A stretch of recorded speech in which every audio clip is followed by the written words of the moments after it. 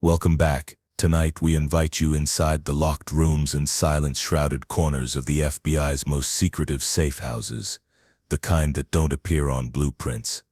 Within this classified territory lie 10 first-hand accounts from witnesses who vanished after being placed under federal protection. They were told they were assets, that they were being hidden for their own safety. But what followed was unnatural silence, mirrored hallucinations, and environments that studied them as carefully as they were supposedly protected. These aren't fugitive stories or urban myth survival tales. These are recovered logs, leaked entries, and post-mission transcripts from secure U.S. facilities designed not just to contain people but possibly to reset them.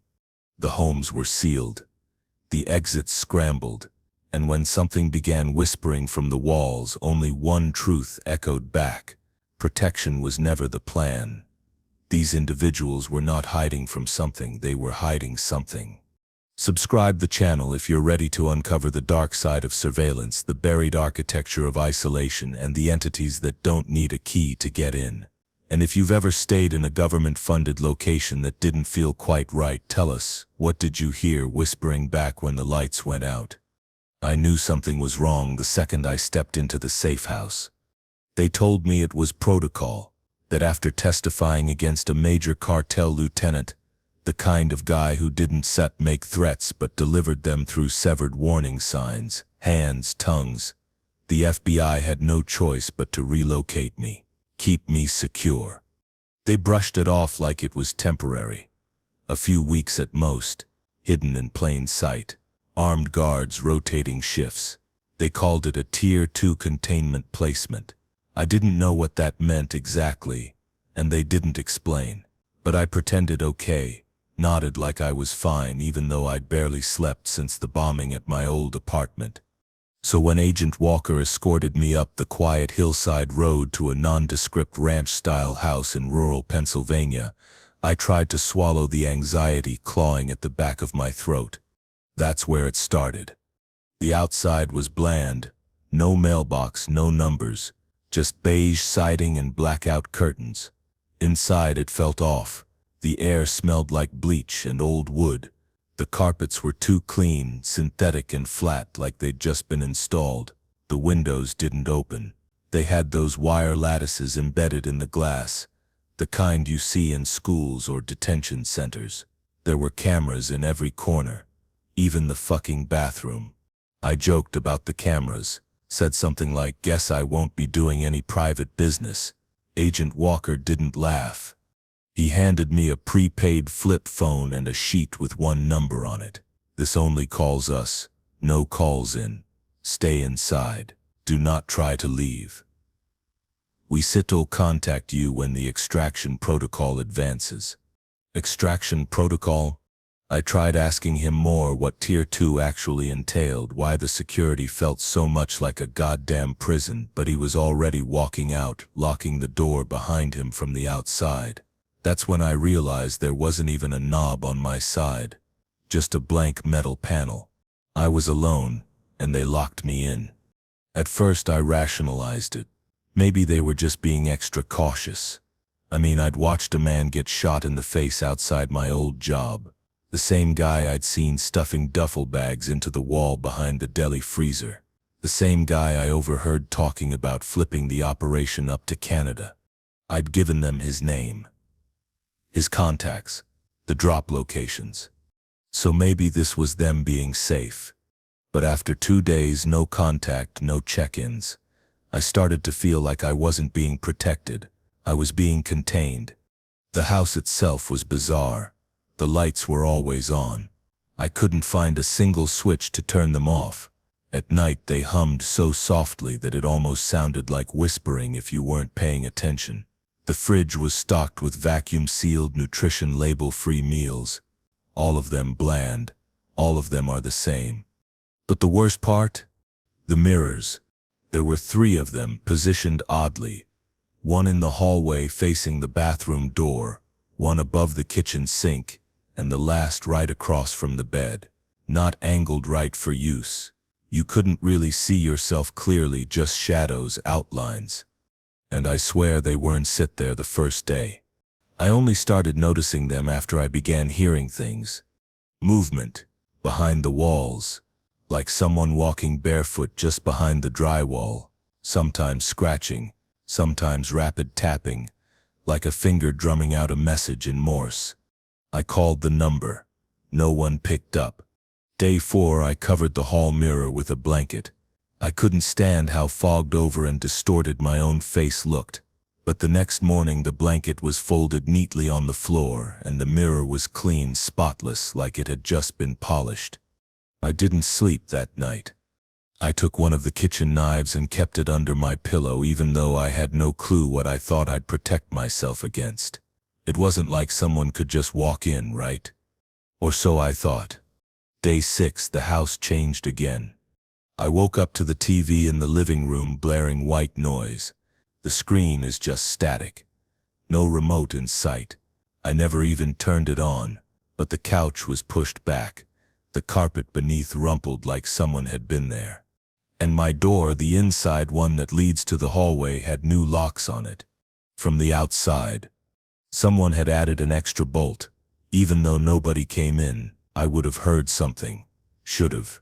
I started banging on the walls, screaming, begging for contact. I shouted into the cameras, flipped off the lenses, demanded to speak to someone, anyone. Nothing. No response. Whatever this place was, I wasn't being watched for safety. I was studying. That's when I did something stupid.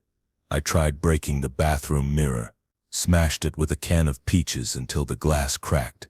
Behind it, no insulation, just a black void, maybe 6 inches deep, and what looked like an eye. Round, artificial, watching. I stumbled back so hard I cracked my head against the sink. When I came to, the mirror was back. No crack, no can, no blood. But my head still hurts like hell. That night I finally got a call, not a ring, just the phone blinking. No number. Just a text that read, "Remain compliant. Phase 2 begins tonight." I didn't sleep, just sat in the corner with the knife and stared at the door, daring it to open. But nothing happened. No agents. No sounds. Until the lights died at 3:12 a.m. all at once, like someone flipped a switch on a grid outside.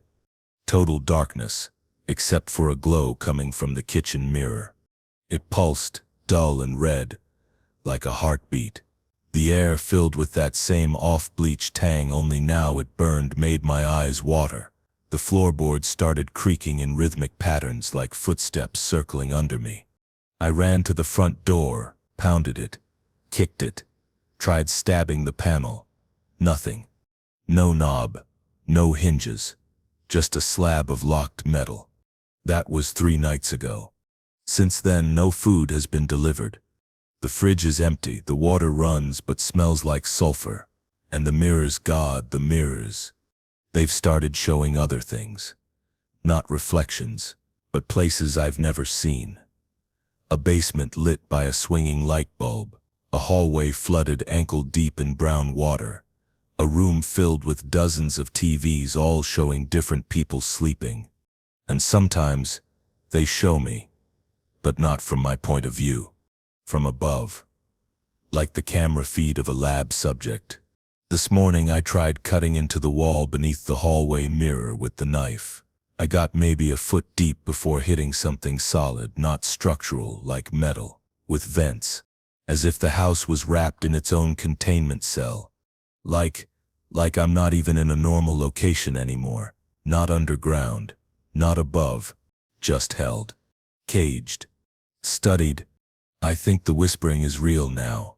Not the lights, not the hum, actual voices. They talk at night, through the vents. Tiny syllables in a tongue I don't know. Sometimes I hear my name, but always wrong, twisted, like it's stitched together by someone who's only seen it written. I don't think this is federal anymore. If it ever was. Tonight the text came again. Phase 3 begins now. We appreciate your participation. I don't know what Phase 3 means, but something is behind the mirror again. Watching. Closer this time. I can see it when I lean into my reflection, like it's beneath the glass, tracing my every movement. If this message gets out, if someone reads this, do not cooperate. I don't think I'm in a safe house. I don't even think I sit some on US soil anymore. And whatever they're doing here, it's not about protection. It's about replacement. He didn't blink. That's the first thing I noticed about him. The man they assigned to guard me when I was moved into the safe house, a safe beige 2-bedroom with way too many deadbolts, just stood in the corner of the room with his arms crossed, eyes on me, not blinking, not once. His name was supposedly Agent Harris, but he didn't move like a federal agent. He was too still. He didn't talk much either. No small talk, no warmth, no emotion, just constantly watching me. His uniform looked right: black FBI windbreaker, standard issue Glock on his hip, a radio clipped onto his belt. But none of it felt right. I asked the 2 field agents who dropped me off, is he like Secret Service or something? They just gave me this weird smile and said, Harris is Tier 1 clearance. He handled harder cases than yours.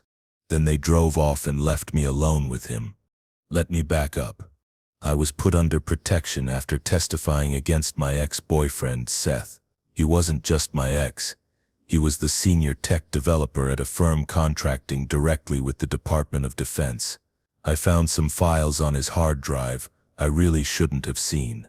I mean, encrypted blueprints for military satellites, some black sites map labeled Echo Frame, words like NeuroWeb consensus and population cycling. Yeah, wild stuff for a guy who claimed he just worked in data. Anyway, after I turned the flash drive over to the FBI, things went sideways. First, my car tires got slashed. Then my mom's house got broken into. I came home one night and found my cat dead in the bathtub. No blood, just placed there, like a message. That's when 2 federal agents called me in. Said the threats were credible and I needed to be pulled out immediately. Total blackout. No phone, no contact. Temporary surveillance asset protection. Fancy talk for you're gonna live in a house with someone armed and pretend the world doesn't know where you are. So yeah, that's how I met Agent Harris. He never introduced himself. Never said a word unless I spoke first. He had no visible ID, no badge, no paperwork. I asked to see it the first night. He just stared at me and said, "That SEP's not relevant for your protection." I couldn't sleep with him in the house. The way he moved was so off. Too smooth, like his body was tightly controlled, every step planned. A few times I caught him just standing outside my bedroom at night, in the dark, not knocking, not making noise. When I asked what he was doing, he said, "You called out." I hadn't said. Then the little things started. The house phone, supposed to be a red line directly to the FBI, started ringing once a night, just one ring. At the same time, 3:17 a.m. Every night. Harris never answered it. I tried once. Nothing on the other end. Just a low, breathy static that made my ear feel warm. Once I found paperwork in the kitchen drawer. Briefing documents with my name on them. Except the photo wasn't right. Same face, but different eyes, different expressions. Cold. Unfamiliar.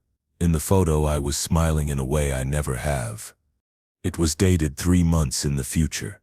When I asked Harris about it, he said, "That version of you isn't set relevant anymore."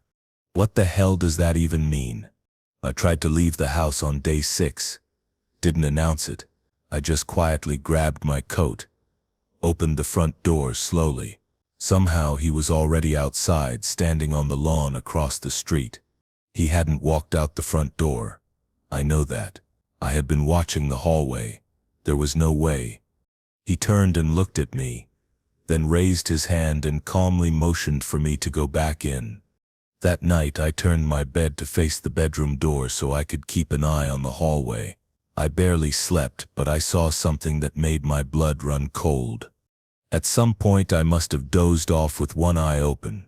When I opened them both again, Harris was standing in the doorway. His eyes were open wide, too wide, and he was mouthing something without a sound. Like a prayer. or a chant. When he realized I was watching, he stepped back silently into the hallway and closed the door with robotic stillness. I finally snapped on day 9. I used the old phone to call the number they'd given me from the start. After 6 rings, someone finally picked up. FBI Field Office, Special Agent Morales. I explained everything in rapid, breathless panic. Listen, the man here with me, Agent Harris. I don't think he sits with you. There sits something wrong with him. There was a long pause. Then Morales asked slowly, "Did you say Agent Harris?" "Yeah." "You're mistaken," she said. "We haven't had a protective custody detail assigned to your case since day 3. Your handler filed an incident report that you were refusing protection, that you voluntarily disengaged." "No," I snapped. "He sits still here. He sits walking around, watching me." More silence. Then, "We don't have an Agent Harris. There sits no one by that name in your protection log." I dropped the phone and backed away. I turned and Harris was standing in the kitchen. "Just watch me." Again, like he knew the exact second I made that call. His head was slightly tilted. "Who are you speaking with?" he asked. That wasn't set protocol. His tone stayed monotone like usual, but something was different in his face. Like his features were struggling to stay aligned, as if his expression was being held together by something behind his skin trying to mimic normal. That night I didn't sleep. I shoved the dresser against my bedroom door, crawled into the closet with the knife from the kitchen, and watched the hallway light under the crack of the door. It never turned off. I must have fallen asleep at some point, because what woke me up next wasn't sound, it was a lack of it. Every noise in the house just stopped. The humming from the HVAC, the ticking wall clock, even the wind outside, it was all gone. Silent, thick, unnatural quiet. Then the sound came back all at once, like a switch had flipped. The wall clock ticked. The vents hissed, and my bedroom door handle began to turn. Slowly, despite the dresser, like he was testing me. I screamed. The next morning the dresser had been moved aside, like something just lifted it with no effort. My bedroom door was wide open, and Harris sat at the kitchen table eating cereal, like nothing happened. I told him I wanted out, that I no longer consented to this arrangement, that this wasn't legal, that the Bureau knew he wasn't real. His response chilled me more than anything else. "I am not here for your consent," he said. "I am here for stability." Then he smiled, or tried to. "This thing, whatever he is, doesn't blink. Don't sleep. Don't leave. He still walks the halls at night, murmuring things I can almost hear but can't understand." The FBI never came. Not after I broke the kitchen window and tried to scream into the woods beyond the yard.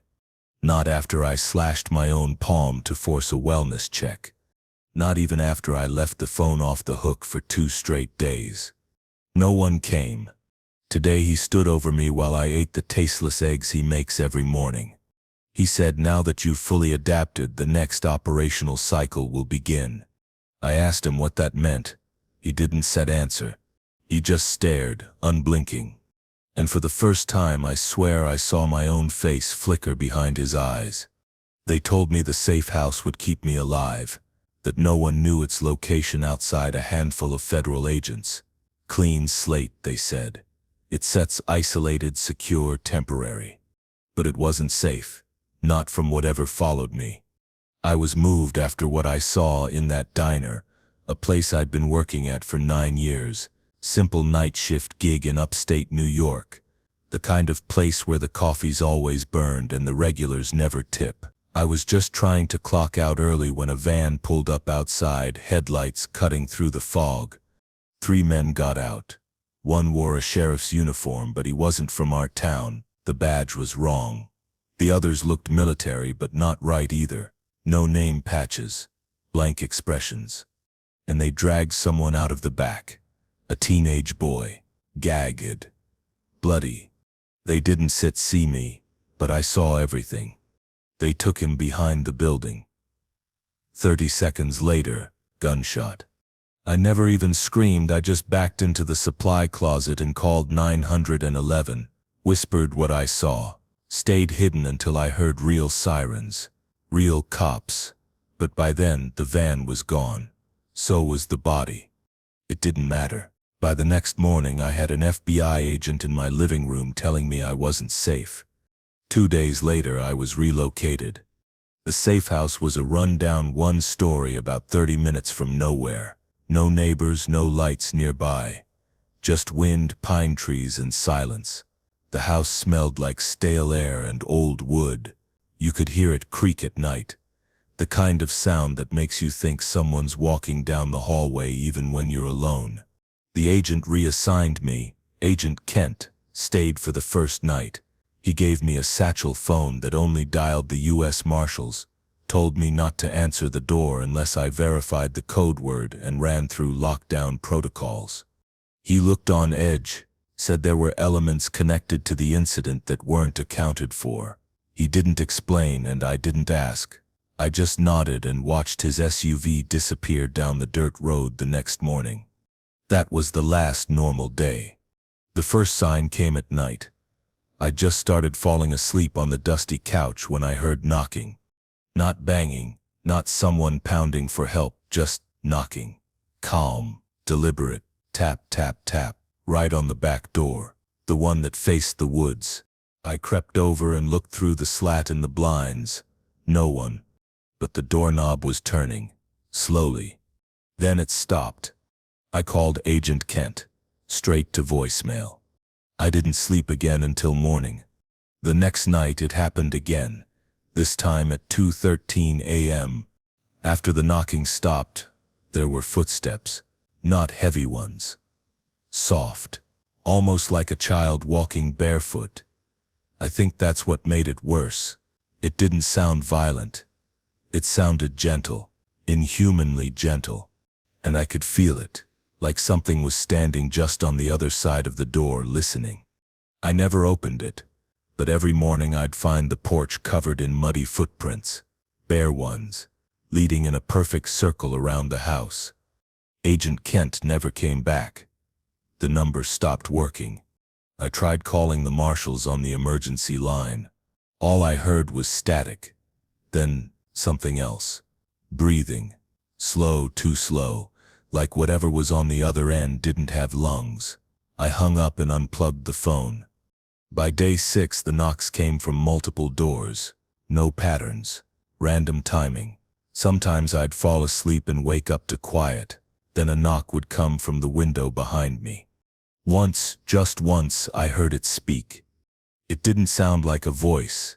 It sounded like someone trying not to sound human, like they were mimicking speech. Syllables stretched too long, echoing behind the glass. It said my name. Not shouted. Whispered, like it was trying to see if I'd answer. I pressed my hands over my ears and waited for sunrise. By then I had duct taped the doors, blocked every window with furniture. I left the lights on constantly, even though the bulbs flickered and faded every night around the same time, 2 a.m. to 3:33 a.m., like something was draining the house. The air grew heavy too, not like humidity, more like pressure. Like the walls were getting closer. And the worst part, I started remembering things that hadn't happened. Flash memories of standing in the woods at night. Of tearing open the boy's mouth so he'd stop screaming. Of burying something in the floorboards of the safe house, even though I hadn't touched them. I thought I was breaking down. Until I found the crawl space. There were 6 floorboards in the bedroom that didn't line up perfectly.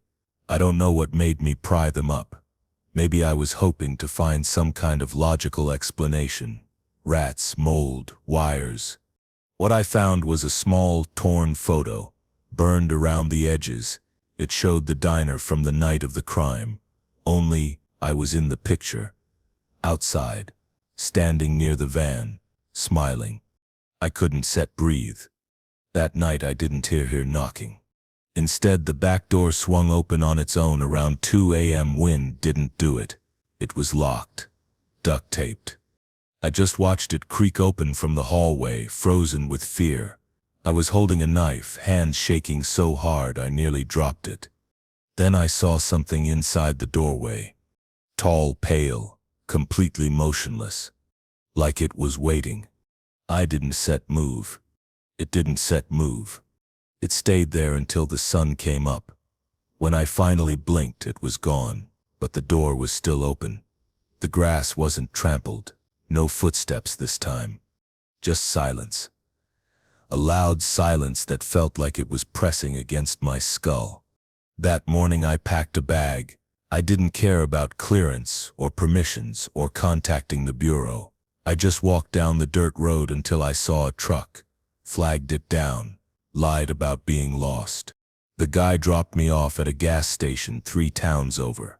I called a cousin I hadn't spoken to in years, told her a version of the truth and begged her to pick me up. I've been staying in her basement for a week now. No phone, no address under my name. But last night I woke up at 2:13 a.m. and found her standing in the corner of the basement. Just standing there. She didn't seem to hear me at first. Her head tilted like she was confused. Then, without blinking, she said, "Something followed you." She went back to bed after that like nothing happened. This afternoon she doesn't remember. Says she never went downstairs. Once did stop rubbing her arms though. Keeps saying it feels like the air is too tight. I haven't told her anything. I don't think it matters anymore. Whatever I saw behind that diner, they said I was the witness to a crime. But maybe I wasn't just watching. Maybe I was part of it. Maybe that's why it followed me. Maybe that's why it's still here. The safe house wasn't the first red flag, it was the silence on the ride there. No one talked. Not the agents. Not my husband. Not even my 2 kids. We were all on edge, sure. But this silence felt thick, like the kind that hums inside your skull. You feel it more than hear it. It should have felt like relief. After everything that had happened, the break-in, the threats, that unmarked SUV parked on our street every night for a week, we were finally safe. But from the moment we pulled into the gravel driveway of that old farmhouse, I felt something off. I wish I'd trusted that feeling. The house sat on a hill, far from any neighbors, surrounded by tall grass and trees dense enough to block cell signals. Classic invisible location protocol, the agent said. It looked abandoned. The porch sagged, the windows were covered with security film from the inside, and the air smelled like something had died in the walls a long time ago. My daughter whispered to me, "It smells like something bad happened here." They told us a protective detail would be living on site in a trailer out back to reduce contact. We weren't to leave the house under any circumstances unless the marshals initiated relocation. We followed the rules, but it didn't matter. That first night we settled in as best we could. The power worked, but the lights flickered constantly and the heat was unreliable. My husband tried to act strong in front of the kids, but I could see it in his face. He was scared. Everything felt wrong. I barely slept. Around 3 a.m. I woke up to footsteps. Not outside. Inside. Slow and deliberate. Someone walking across the floorboards in the hallway. I grabbed my phone, but of course no service. There was a sat phone the agents left us, but no one picked up when I called. The next morning I asked the kids if they'd heard anything. My son rolled his eyes. My daughter stared at the floor for so long I thought she didn't hear me. Then she said, "I think someone sits in the walls." I laughed it off at the time. Just nerves. Anxiety. Kids get weird when their whole life is upended, right? That was day 2. The last day I saw my family together. By day 3, everything started to unravel. It started with the doors. In the middle of the night, I found the back door wide open. Nothing was out of place, no sign of forced entry, but the air inside the house felt swampy, like it had sucked in all the cold from the woods outside. I locked it again, checked every room. Everyone was asleep. I thought maybe my husband forgot to latch it. But then the next night my daughter's window cracked open, just a sliver, and she was gone. Gone. Her bed was still warm when I touched it. Her favorite stuffed rabbit was on the floor, twisted like it had been yanked from her arms. She wasn't the kind of kid to wander. Ever. I screamed for help, ran down the hallway, pounded on the walls. My voice bounced off the rotting wood and stale air, but no one answered. No reply from the agents out back. No headlights. No footsteps. Not anything. I shook my husband awake, panicking. Only it wasn't him. There was a man in our bed, but when he rolled over to face me, it wasn't my husband's face. It looked similar. Same beard, same hair, but the eyes weren't right, too wide, too dark, too still. Like they had been worn by something else. He smiled and said, "She sips not missing. She sips becoming something useful." I ran. I don't know how I made it down the stairs. Somewhere along the way I cut my foot on a piece of shattered glass. I don't even remember doing it, but the blood soaked through the sock fast. I made it into the kitchen, tried the front door. Locked. Chained from the outside. I grabbed the sat phone, my hands shaking so violently I could barely punch in the emergency code. Static. And then a voice. My daughter Sip's voice. But wrong. Warbly. Like it was underwater. "Mama," it said. "We sit her on the floor." I dropped the phone. Backed away. My vision was spinning, stomach twisting like something inside me knew this wasn't something human. This wasn't a break-in. It was something worse. Something we'd let in. I ran to my son's room next. His bed was empty. The window is open. No signs of struggle. No note. Just one of his sneakers sitting underneath the bottom bunk like he'd vanished mid-step. The not my husband came back downstairs around dawn. He stood in the doorway drinking coffee like nothing happened. Smiled with that same too wide mouth and asked me if I wanted breakfast. I locked myself in the upstairs bathroom for hours. Tried everything, called the marshals again, emailed my contact agent, even broke into the emergency radio unit in the hallway closet. All dead signals. No response. That night I set up a chair in front of the bathroom door and stayed inside. I couldn't sleep, just sat there holding a kitchen knife, staring at the gap beneath the door. Still boards, creaky floor, that smell like dirt and something wet growing underground. Then just before dawn I watched shadows move under the door. And I swear to God one of them whispered my name 4 times in a row. Each time slower than the last. When I finally came out, the man who wasn't my husband was gone.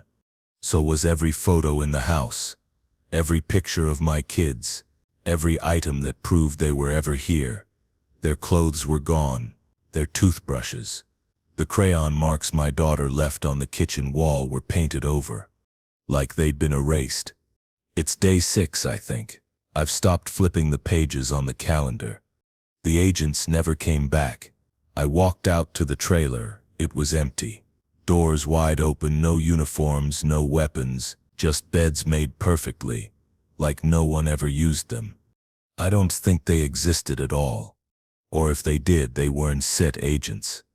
I've started hearing them under the floorboards now, scratching, sometimes tapping in threes, sometimes laughter. Sometimes my own voice mimicked back at me in a low, warped whisper.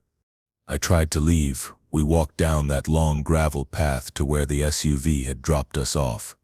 After 20 minutes of walking in one direction, I ended up right back in front of the porch. This house doesn't let you leave. I think it's feeding off me now. Leaving little echoes behind, a soft giggle in the guest room, the scent of my husband's aftershave in the hallway. Last night I wrote their names in chalk. David, Ethan, Lily. I woke up today and the board was clean. I don't know if anyone's looking for us. All our records were wiped when we entered protection. No phones, no IDs. It's like we volunteered to be forgotten. All I know is this: I should have never trusted them. The crime I witnessed, I don't think it was human to begin with. And the safe house they put me in, it's not a house.